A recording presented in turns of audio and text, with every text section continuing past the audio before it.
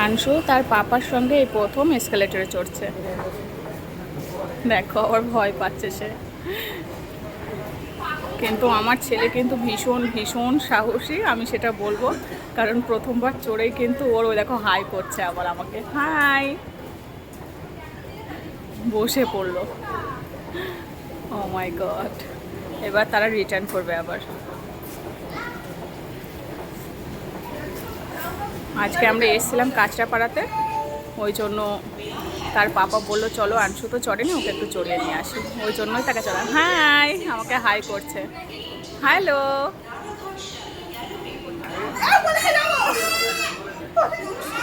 কি হয়েছে, কি বলছে দেখো চিল্লিয়ে চিল্লিয়ে।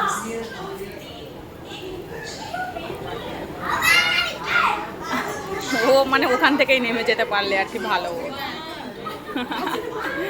এবারও ভয় পাচ্ছে। চলে এসো চলে এসো।